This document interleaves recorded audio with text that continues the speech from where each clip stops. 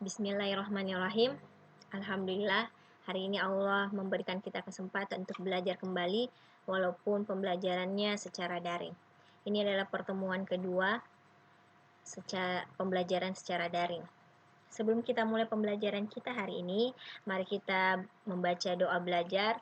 Semoga Allah senantiasa memberikan kemudahan, melancarkan otak-otak kita semua dalam memahami pembelajaran, memudahkan.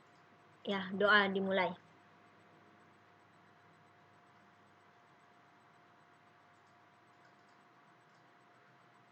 Ya, doa selesai. Assalamualaikum warahmatullahi wabarakatuh. Nah, kita lanjutkan pembelajaran kita hari ini. Apa tujuan pembelajaran kita hari ini? Tujuannya adalah peserta didik mampu menyimpulkan isi surat pribadi dan surat dinas. Sebelum kita memulai pembelajaran kita, Ibu mau membahas terlebih dahulu pembelajaran yang sudah kita lakukan sebelumnya, yaitu mengenai apa itu pengertian surat dinas, apa itu pengertian dari surat pribadi. Kalian masih ingat? Bagus.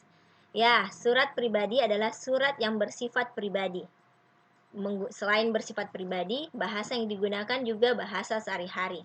Sedangkan surat dinas adalah surat yang bersifat kedinasan, yang dikirimkan oleh lembaga atau instansi tertentu. Nah, pada aktivitas 1 yang lalu, anak-anakku sudah menjawab pertanyaan yang berkaitan dengan mencari informasi yang ada di dalam surat pribadi maupun surat dinas.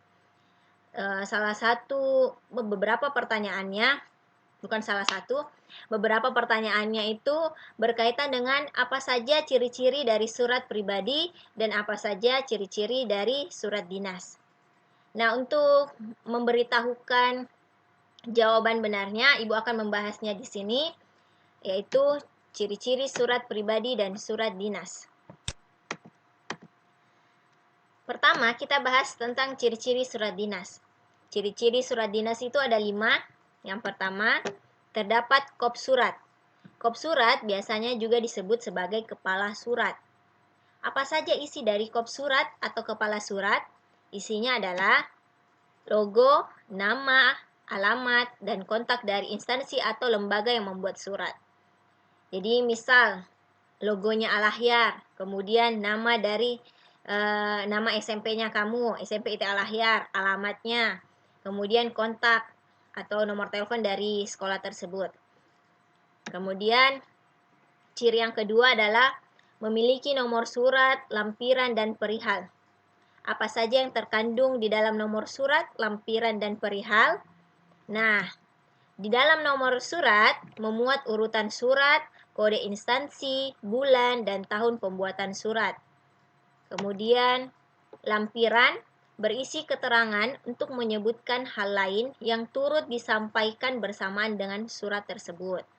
Jadi, misal lampirannya dalam surat undangannya ada lampiran yang harus dilampirkan, maka cara penulisannya lampirannya .2 1 lembar atau 2 lembar 3 lembar. Tapi jika tidak ada lampirannya, maka cukup dengan menuliskan garis datar saja. Kemudian perihal. Perihal itu memuat keperluan surat tersebut. Tujuannya surat tersebut. Misal suratnya berupa undangan, suratnya berupa pemberitahuan, seperti itu. Kemudian yang ketiga, adanya salam pembuka dan salam penutup.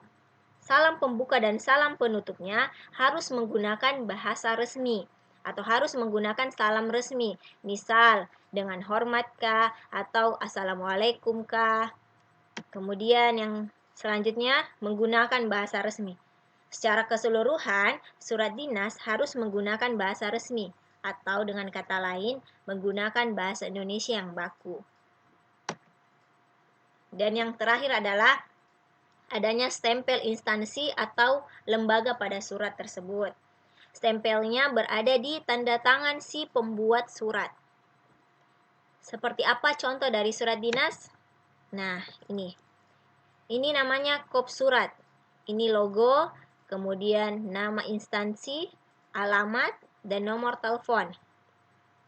Kemudian di nomor Ini adalah nomor urut surat. Jadi ini surat ke-23 yang sudah dibuat. Ini kodenya, kode suratnya. Jadi ini dibuat oleh kepala sekolah karena ada Kepsek. Kemudian ini kode tertentu dari instansi tersebut. Kemudian ini adalah bulan dibuatnya surat tersebut. Penulisan bulannya menggunakan angka Romawi. Kemudian ini tahun pembuatan surat. Perihalnya undangan. Jadi ini memuat atau tujuannya adalah mengundang. Lampirannya tidak ada, maka cukup dituliskan dengan garis datar. Nah, ini contohnya, ini salam pembukanya. Kemudian ini penutupnya, ini ada stempelnya, ini lengkap surat dinasnya. Nah, kita beralih ke surat pribadi. Apa saja sih ciri-ciri dari surat pribadi? Surat pribadi ciri-cirinya ada 5. Jadi yang menjadi ciri-ciri surat pribadi adalah kebalikan dari ciri-ciri surat dinas. Yang pertama, tidak menggunakan kop surat. Yang kedua, tidak menggunakan nomor surat. Selanjutnya, salam pembuka dan salam penutupnya bervariasi dan bersifat santai atau non-formal. Atau dengan kata lain, bisa menggunakan bahasa sehari-hari. Misalnya, halo, salam kangen, atau boleh juga menggunakan salam berdasarkan agama kita, assalamualaikum, kayak gitu. Kemudian yang keempat, penggunaan bahasanya bebas sesuai dengan keinginan penulis. Yang penting, si penulis dan si penerima surat memahami bahasa tersebut.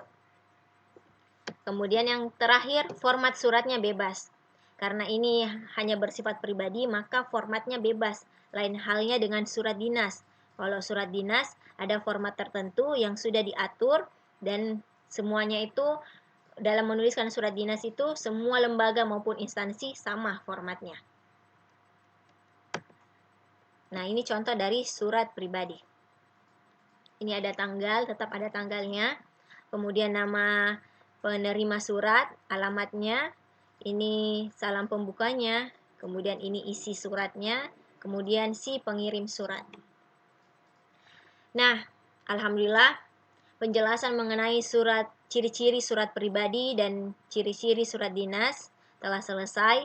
Insya Allah kita akan lanjutkan pembelajaran kita sesuai dengan tujuan pembelajaran kita hari ini, yaitu menyimpulkan isi surat pribadi dan surat dinas.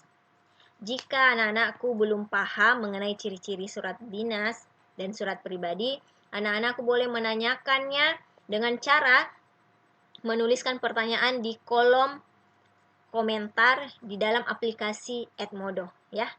Oke. Kita lanjut ke video berikutnya.